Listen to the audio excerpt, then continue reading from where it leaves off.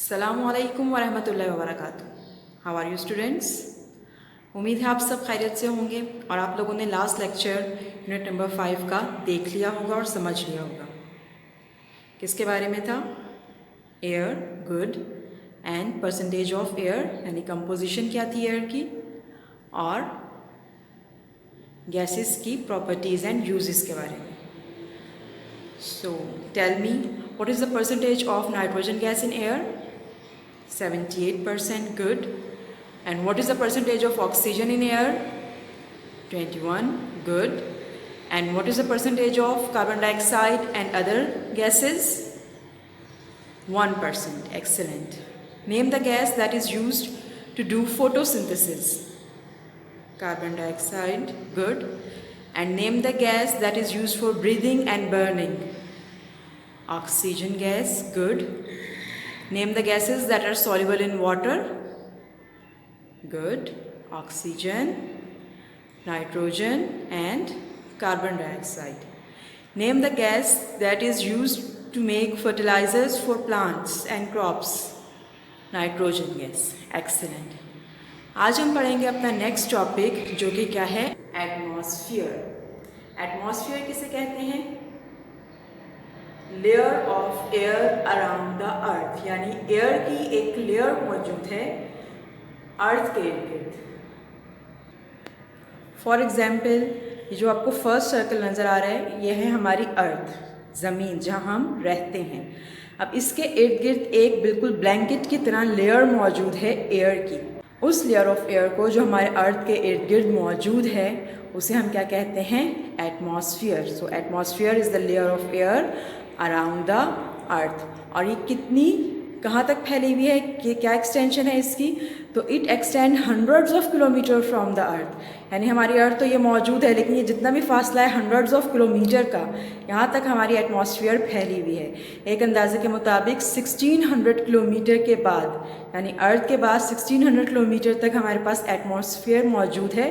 और 1600 किलोमीटर्स के बाद हमारे पास एक ऐसी जगह आ जाती है जहाँ पर ना एयर होगी और ना ही वाटर वेपर्स मौजूद होंगे। उस जगह को हम क्या कह देते हैं? स्पेस। ठीक है, समझ में आया इतना? अर्थ के इर्द गिर्द हंड्रेड्स ऑफ किलोमीटर तक लेयर ऑफ एयर मौजूद है जिसे हम एटमॉस्फेयर कहते हैं। और एटमॉस्फेयर के बाद जो रीजन स्टार्ट होता है, जो एरिया स्टार्ट होता है जहाँ ना एयर है ना वाटर वेपर्स, उसे हम कहते हैं स्पेस। आइए यहाँ देख लेते हैं what is atmosphere. The earth is surrounded by a layer of air called atmosphere. Earth के इर्द गिर्द लेयर मौजूद है एयर की जिसे हम क्या कहते हैं? एटमॉस्फेयर। इट एक्सटेंड्स, ये फैली हुई है hundreds of kilometres above the earth, earth से ऊपर हंड्रेड्स ऑफ किलोमीटर्स तक। अब ये क्यों मौजूद है? इट प्रोवाइड्स प्रोटेक्शन, प्रोटेक्शन कहते हैं हिफाजत को, to our earth from harmful rays of sun. ये क्या करती है? हमारी अर्थ को प्रोटेक्ट करती है, उसकी हिफाजत करती है। किससे? सन की, सूरज की हार्मफुल रेज से, नुकसान पहुंचाने वाली शुआओं से। अब ये जो हमारे पास एटमॉस्फेयर मौजूद है अर्थ के इर्द गिर्द, इसकी भी लेयर्स होती हैं जिन्हें हम कहते हैं लेयर्स ऑफ एटमॉस्फेयर। क्या कहते हैं? Layers of the atmosphere. Layers of atmosphere देख लेते हैं। यहाँ पर सबसे नीचे आपको अर्थ नज़र आ रही है। अर्थ के सबसे नियरेस्ट जो लेयर है इसे हम कहते हैं ट्रोपोस्फियर। क्या कहते हैं? ट्रोपोस्फियर। ट्रोपोस्फियर के बाद सेकेंड लेयर कहलाती है स्ट्रेटोस्फियर। क्या कहलाती है? Stratosphere. Third layer is called mesosphere. क्या कहते हैं थर्ड लेयर को? Mesosphere. Fourth layer is called thermosphere. क्या कहते हैं फोर्थ लेयर को? थर्मोस्फियर।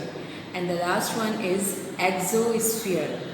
कौन सी है लास्ट? एक्सोस्फियर। तो हमारे पास लेयर्स ऑफ एयर हैं troposphere, stratosphere, mesosphere, thermosphere, exosphere. ठीक है, इतना है सबको समझ में? अब हमारी बुक में जिन लेयर्स ऑफ एयर के बारे में हमें पढ़ना है वो 4 हैं। कौन कौन सी? Troposphere, tropopause, stratosphere, ionosphere. Again पढ़िए मेरे साथ। First one is troposphere, tropopause, stratosphere, ionosphere. पहले देख लेते हैं हम ट्रोपोस्फियर को। ठीक है। सबसे नियरेस्ट टू अर्थ यानी अर्थ के फ़ौरन सरफेस के फ़ौरन बाद जो लेयर ऑफ एयर मौजूद है उसे हम कहते हैं ट्रोपोस्फियर। ठीक है। अब ये ट्रोपोस्फियर क्या होती है, हमारे पास 10 किलोमीटर थिक होती है फ्रॉम पोल्स, यानी अर्थ के जो किनारे हैं, जो पोल्स हैं, उनसे 10 किलोमीटर थिक होगी and 15 kilometres from the equator, और जो इसका इक्वेटर है उससे वो कितने किलोमीटर्स थिक है, 15 kilometres.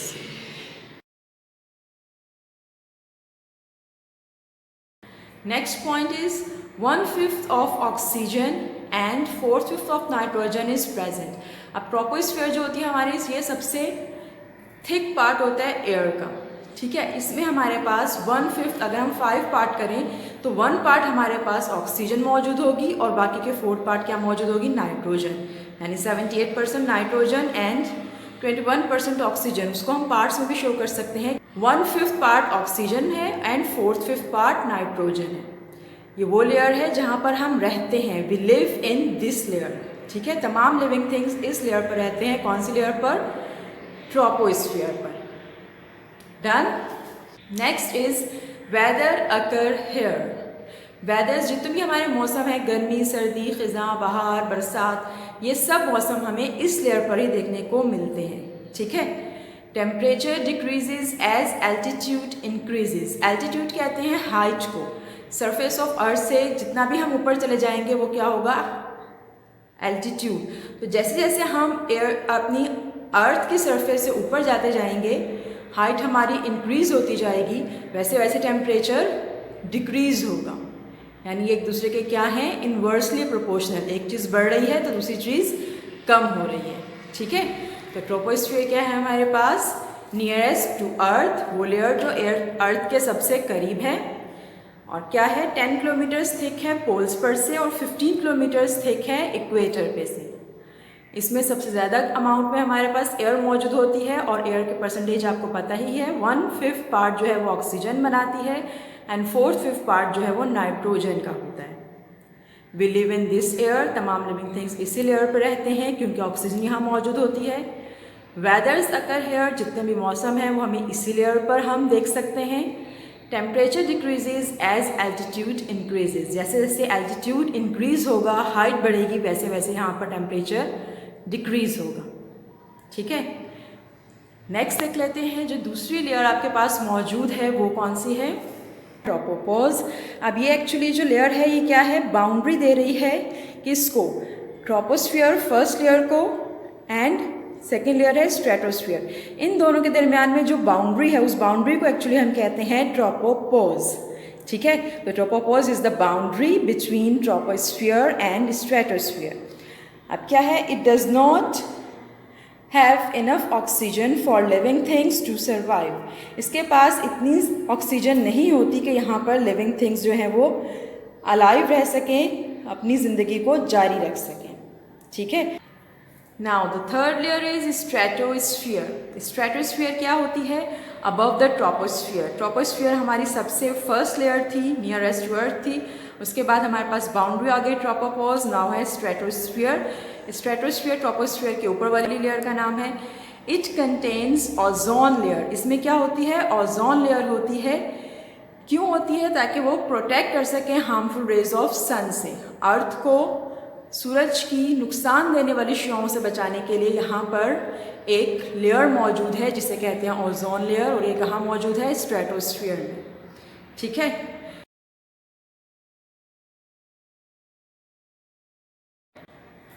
Next one is aeroplanes fly here. यहाँ पर क्या होता है, एरोप्लेन्स फ्लाई करते हैं, जेट प्लेन्स फ्लाई करते हैं, उड़ते हैं, क्योंकि यहाँ पर वेदर डिस्ट्रप्शन बहुत ही कम होती है। ठीक है, ना होने के बराबर। Next point is temperature increases as altitude increases. Altitude यानी हाइट, जैसे जैसे हम ऊपर जाते जाएंगे सरफेस ऑफ अर्थ से, वैसे वैसे टेम्परेचर भी क्या करता जाएगा, इंक्रीज। ट्रोपोस्फियर में डिक्रीज कर रहा था, यहाँ पर इंक्रीज करेगा। ठीक है। And the last point is it is 3 kilometres thick. Stratosphere की जो थिकनेस है वो कितनी है, 3 किलोमीटर्स। समझ में आया इतना। Now the next layer is ionosphere. Ionosphere क्या है, top layer of atmosphere. Atmosphere की सबसे ऊपर वाली लेयर, सबसे ऊंची लेयर जो है हमारे पास वो कौन सी है, ionosphere. Little air pressure is present here, यहाँ पर एयर का जो दबाव होगा वो सबसे कम होगा, ठीक है। और यहाँ पर आहिस्ता आहिस्ता जैसे ही 1600 किलोमीटर का डिस्टेंस कंप्लीट होने लगता है तो हमारी जो आयनोस्फीयर एटमॉस्फेयर की लास्ट लेयर है, टॉप मोस्ट लेयर, वो आहिस्ता आहिस्ता किस में फेड हो जाती है, स्पेस में। डन? Any confusion? तो याद रखिएगा लेयर्स ऑफ द एटमॉस्फेयर जो हमारी बुक में मौजूद हैं वो 4 दी गई हैं आपको, ट्रोपोस्फीयर, ट्रोपोपोज, स्ट्रेटोस्फीयर, आयनोस्फीयर, ठीक है। लाइफ एग्जिस्ट करती है, लिविंग थिंग्स जिंदा रहते हैं ट्रोपोस्फीयर में, ट्रोपोपोज बाउंड्री है स्ट्रेटोस्फीयर और ट्रोपोस्फीयर के दरमियान में, स्ट्रेटोस्फीयर में ओजोन लेयर है जो हमें सन की हार्मफुल रेज से बचा रही होती है, और आयनोस्फीयर जो है वो टॉप मोस्ट लेयर है हमारी एटमॉस्फेयर की, जिसके बाद स्पेस स्टार्ट हो जाती है।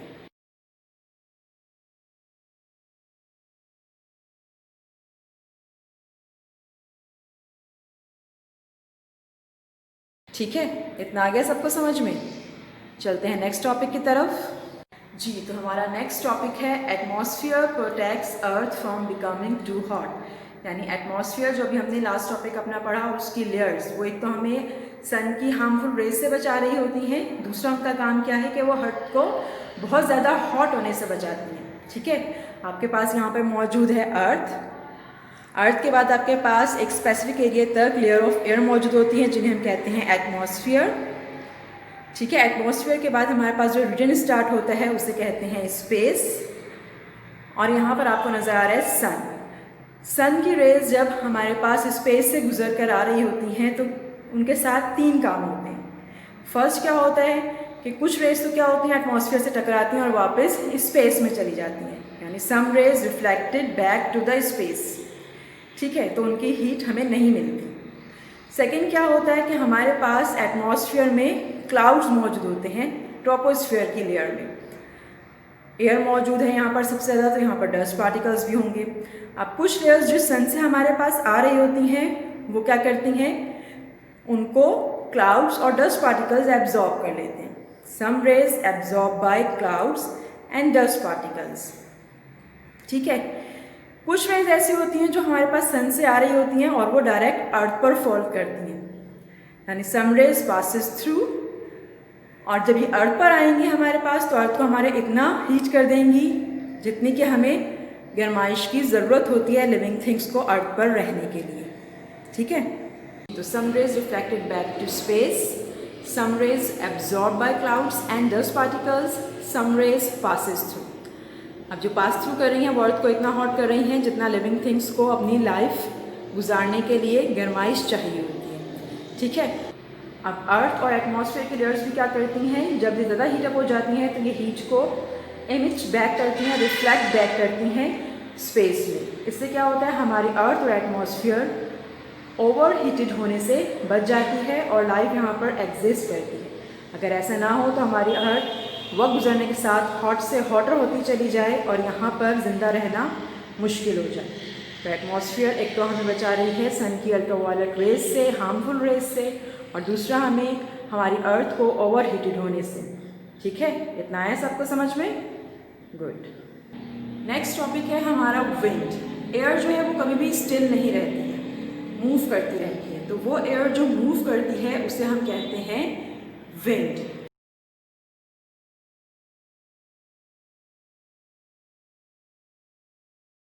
सो wind is the moving air, और ये विंड एनर्जी की फॉर्म में हमारे बहुत सारे काम भी आ रही होती है जो हम एनर्जी के टॉपिक में आगे पढ़ेंगे सेकेंड टर्म में, ठीक है।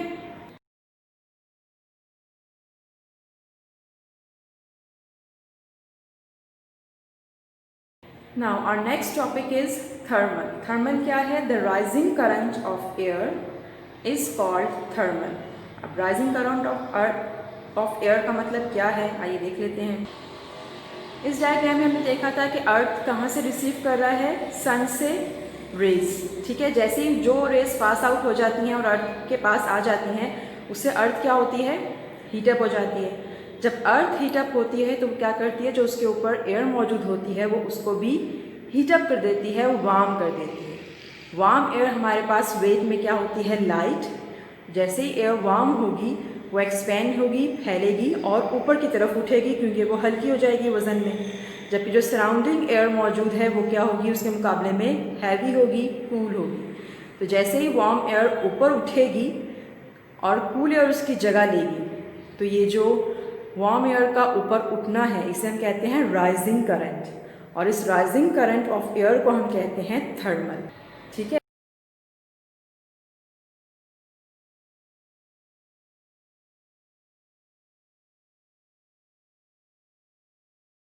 अब ये थर्मल जो है ये किस काम आता है, ये हमारे पास ग्लाइडर पायलट्स और बर्ड्स को फ्लोट करवाने के काम आता है एयर में। यानी आप देखते हैं कि बर्ड्स मूव कर रहे होते हैं, अपने पर हिला रहे होते हैं, ठीक है, तो फ्लाई करते हैं। आपने ये भी देखा होगा कि जब बर्ड एक लंबी उड़ान लेते हैं तो वो अपने परों को फैला लेते हैं और उनको हिलाते नहीं हैं, तो वो फिर भी उड़ रहे होते हैं, गिरते तो नहीं हैं। तो वो किसकी वजह से उड़ रहे होते हैं, थर्मल की वजह से। वो जो हॉट एयर राइज होकर हल्की होकर ऊपर उठेगी तो वो क्या करेगी, इनके फेदर्स में ट्रैप हो जाएगी और इनको उड़ने में मदद देगी। ठीक है। जैसे ही वो कूल होती है वापस आती है दोबारा अर्थ की तरफ, और अर्थ को हीट मिल रही होती है सन से, दोबारा अर्थ गर्म होगी, अपने अबव सरफेस पे जो एयर होगी उसको गर्म करेगी, वो फैलेगी और फिर ऊपर की तरफ उठेगी। इसी तरह से ये प्रोसेस कंटिन्यू रहेगा और थर्मल की वजह से हमारे बर्ड्स और ग्लाइडर पायलट्स जो हैं वो एयर में फ्लोट करते रहेंगे। ठीक है।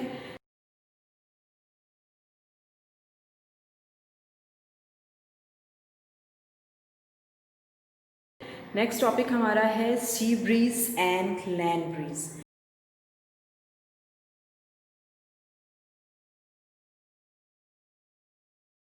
अब सी ब्रीज और लैंड ब्रीज को समझने से पहले एक बात जहन में रखिएगा कि हमेशा एयर मूव कर रही होती है हाई प्रेशर वाले एरिया से लो प्रेशर वाले एरिया की तरफ। यानी जहाँ पर एयर का प्रेशर ज़्यादा होगा वहाँ से एयर मूव करेगी उस एरिया की तरफ जहाँ पर एयर का प्रेशर क्या होता है, कम होता है। अब एयर का प्रेशर कम और ज़्यादा कैसे होता है, तो वो हम समझ सकते हैं इस सी ब्रीज और लैंड ब्रीज के टॉपिक में। सी ब्रीज क्या होती है पहले देख लेते हैं। The moving of air from the sea towards land is called sea breeze. Sea breeze में क्या होता है, एयर मूव करती है सी से, समंदर से लैंड की तरफ, तो उस ब्रीज को हम कहते हैं सी ब्रीज, और इसको हम मोस्टली ऑब्जर्व कर सकते हैं डे टाइम में। ठीक है, आइए देख लेते हैं इसको। सी ब्रीज को समझने के लिए आप सामने दी गई डायग्राम को देखिए। इस डायग्राम में आपको दो पोर्शन नजर आ रहे हैं, एक ब्राउन कलर का जिस पर हॉट लिखा हुआ है, ये है हमारी लैंड, और एक ग्रीन कलर का जिस पे कोल्ड लिखा हुआ है, ये है हमारा सी। होता क्या है, जब सूरज की हीट एब्जॉर्ब होती है अर्थ में तो हमारा जो लैंड वाला पार्ट होता है, ज़मीन वाला पार्ट होता है, वो जल्दी गर्म हो जाता है, और जो वाटर वाला पार्ट है यानी सी वो देर से गर्म होता है। इसी तरह रात में आपके पास सी वाला पार्ट जो है वो जल्दी ठंडा नहीं होगा, देर से ठंडा होगा, और जो हमारा लैंड वाला पार्ट है वो जल्दी ठंडा हो जाएगा। तो समर डेज़ में यानी गर्मियों के दिनों में जब सूरज की रोशनी पड़ती है अर्थ पर तो क्या होता है, हमारी लैंड गर्म हो जाती है उसकी हीट से, और जो उसके ऊपर एयर मौजूद होगी वो भी गर्म हो जाएगी, वार्म हो जाएगी। जब एयर वार्म हो जाती है तो उसका वेट कम हो जाता है, हल्की हो जाती है, और वो राइज़ करती है यानी ऊपर की तरफ जाती है। अब जब ऊपर की तरफ एयर चलेगी तो यहाँ पर एयर का प्रेशर क्या हो गया, कम हो गया। ठीक है, जैसे ये प्रेशर कम होगा तो दूसरी साइड पे हमारे सी में जो एयर है वो अभी तक ठंडी है। ठंडी एयर हमेशा भारी होती है, उसका वेट ज़्यादा होता है। अब यहाँ पर एयर मौजूद है इसलिए इसका प्रेशर क्या होगा, हाई प्रेशर होगा। हमने पढ़ा था कि हमेशा एयर मूव करती है हाई प्रेशर से लो प्रेशर वाले एरिया की तरफ। तो ये जो समंदर में हाई प्रेशर है एयर का, इसकी वजह से एयर मूव करेगी लो प्रेशर यानी लैंड की तरफ। तो वो हवा जो समंदर से लैंड की तरफ मूव करेगी उसे हम क्या कहते हैं, सी ब्रीज, जो कि आपको नज़र आ ही रहा है डायग्राम में। ठीक है। Next is land breeze. The moving of air from the land to the sea is called land bridge.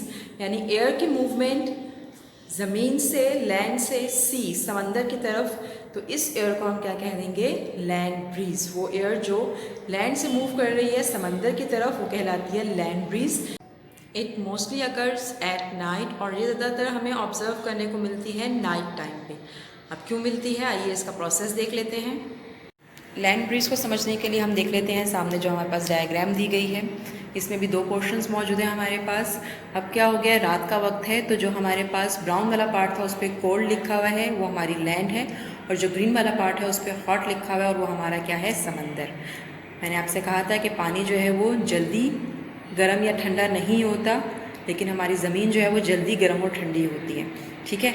अब रात के वक्त क्या होता है कि जब सूरज की शुआएं हो जाती हैं कम, अब हीट नहीं मिल रही है इतनी ज़्यादा, तो हमारी जो अर्थ होगी, जो हमारी लैंड होगी, वो क्या हो जाएगी, ठंडी हो जाएगी, कोल्ड हो जाएगी। तो फिर क्या होगा, जो इसके सरफेस पे अर्थ मौजूद होगी वो भी क्या होगी, कोल्ड होगी। तो यहाँ से वो मूव नहीं कर रही होगी, इसलिए ये क्या हो जाएगा, हाई प्रेशर वाला एरिया हो जाएगा। ठीक है। जबकि समंदर में क्या होगा, वहाँ पर सूरज तो चला गया, उसकी हीट भी चली गई उसके साथ, लेकिन यहाँ पर जो है अभी समंदर का पानी गर्म है, और समंदर का पानी गर्म है तो इसकी सरफेस पे जो एयर मौजूद होगी वो क्या होगी, वो भी गर्म होगी। अब जब वो गर्म होगी तो उसका वेट क्या हो जाएगा, कम, और वार्म एयर क्या होगी, वो राइज अप होगी, ऊपर की तरफ जाएगी। जैसे वो ऊपर की तरफ जाएगी तो यहाँ पर एयर का प्रेशर हो जाएगा लो, और लो प्रेशर जब हो जाएगा एयर का तो हमेशा ये किसको अट्रैक्ट करेगा, हाई प्रेशर वाले एरिया को, कि वो अपनी एयर यहाँ पे मूव आउट करे। तो क्या होगा, लैंड अपनी एयर जो है वो भेजेगा हाई प्रेशर की तरफ से लो प्रेशर यानी समंदर की तरफ, और ये जो हवा होगी इसे हम कहते हैं लैंड ब्रीज, क्योंकि ये लैंड से आ रही होती है सी की तरफ। ठीक है, इतना है सबको समझ में? Any confusion? Now your homework is right and learn question number 1 part A to C of unit number 5 on journal. Unit number 5 में एक्सरसाइज में क्वेश्चन नंबर 1 है आपका, उसका आपको part A, B and C journal पर करना है। आइए देख लेते हैं कैसे करना है। यूनिट नंबर 5 की एक्सरसाइज मौजूद है हमारे पास पेज नंबर 49 पर। पेज नंबर 49 एक्सरसाइज है हमारे पास यूनिट नंबर 5 की। आपको होमवर्क मिला है question number 1, answer the following questions का A, B and C part. A part है what is the atmosphere, atmosphere के बारे में बताना है आपको। B है what is the percentage of the different gases found in the atmosphere, percentage बतानी है आपको डिफरेंट गैसेस की जो एटमॉस्फेयर में मौजूद हैं। Number C is name the layers of atmosphere, atmosphere के लेयर्स के नेम्स बताने हैं।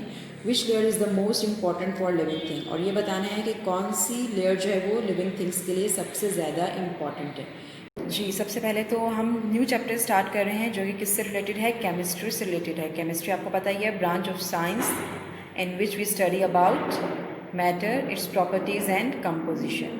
तो क्या करेंगे आप, सबसे पहले टाइटल पेज बनाएंगे और उस पर आप फर्स्ट लिखेंगे केमिस्ट्री, क्योंकि ये हमारा केमिस्ट्री का टॉपिक है। देन आप लिखेंगे यूनिट नंबर 5 एयर। तो इस तरीके से आप क्या करेंगे, अपना टाइटल पेज बना लेंगे। उसके बाद आते हैं काम की तरफ। सबसे पहले क्या करेंगे, हम डालेंगे यहाँ पर मार्जिन लाइन। ठीक है, उसके बाद लिखेंगे डेट, जिस भी डेट पर आप काम कर रहे हैं वो डेट यहाँ लिख दीजिएगा। नेक्स्ट आप एक्सरसाइज लिखेंगे ब्लू मार्कर से या पेन जो भी आपके पास मौजूद है। उसके बाद आप लिखेंगे क्वेश्चन नंबर 1 ब्लैक से, आंसर द फॉलोइंग क्वेश्चंस। ठीक है, अब हमारा ए क्वेश्चन था व्हाट इज़ द एटमॉस्फेयर, तो आप यहाँ पे लिख लेंगे ब्लैक से व्हाट इज़ द एटमॉस्फेयर। क्या होती है atmosphere? Good.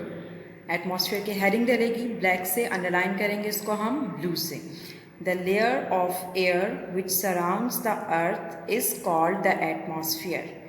It extends hundreds of kilometers above the surface of the earth. Now after leaving a line, ये तो हमारा क्वेश्चन नंबर 1 का पार्ट A था। पार्ट B लिखेंगे बुक में से देखकर, What is the percentage of the different gases found in the atmosphere? Atmosphere में जो डिफरेंट गैसेस मौजूद हैं उनकी क्या परसेंटेज है एयर में। तो क्या करेंगे, एक लाइन छोड़ेंगे, हेडिंग डालेंगे ब्लैक से परसेंटेज ऑफ डिफरेंट गैसेस, और ब्लू से अंडरलाइन करने के बाद नेक्स्ट लाइन से लिखना स्टार्ट करेंगे the percentage of the different gases found in the atmosphere is given below. ठीक है, एक लाइन छोड़ेंगे, 2 कॉलम्स ड्रॉ करेंगे। फर्स्ट कॉलम में आप लिखेंगे ब्लैक से गैसेस, सेकंड कॉलम में आप लिखेंगे परसेंटेजेस। जी, तो नाइट्रोजन फर्स्ट गैस थी हमारी, कितने परसेंट होती है, 78%। सेकेंड वन इज़ ऑक्सीजन, कितने परसेंट है, 21%। Carbon dioxide, argon and other gases, ये कितने परसेंट मौजूद होती हैं एयर में, 1%। ठीक है, यहाँ पर आप पेज नंबर लिखेंगे ताकि आप इंडेक्स में शो कर सकें। नाउ नेक्स्ट पेज पर आ जाएंगे। नेक्स्ट पेज पर आप फर्स्ट लाइन में लिखेंगे क्वेश्चन नंबर 1 का part C, name the layers of the atmosphere, which layer is the most important for living things. Layers लिखनी है आपको एटमॉस्फेयर की, उनके नेम्स और कौन सी लेयर इंपॉर्टेंट है वो बताना है। एक लाइन छोड़ेंगे, हेडिंग डालेंगे लेयर्स ऑफ द एटमॉस्फेयर।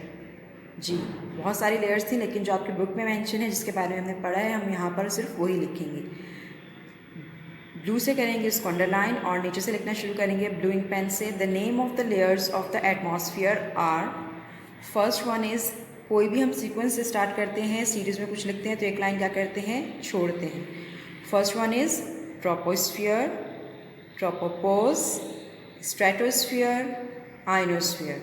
अब इस क्वेश्चन का दूसरा पार्ट था which layer is the most important for living things. Living things के लिए कौन सी लेयर इंपॉर्टेंट है, कहाँ रहते हैं हम, कौन सी लेयर पर, ट्रोपोस्फियर। गुड, क्योंकि वहाँ पर क्या मौजूद है, ऑक्सीजन। गुड, तो यहाँ क्या लिखेंगे, नेक्स्ट लाइन से कोई हेडिंग नहीं आएगी, जहाँ पर आपने नेम्स एंड किया उसके नेक्स्ट लाइन से लिखना स्टार्ट कर दीजिएगा, थोड़ी सी स्पेस छोड़ के। Troposphere is the most important layer for living things. ये तीनों पार्ट आपके होमवर्क के हैं, इनको अच्छे तरीके से कीजिएगा जर्नल में, नीट एंड क्लीन राइटिंग में, और याद रखिएगा। मिलते हैं नेक्स्ट लेक्चर में। अल्लाह हाफिज़।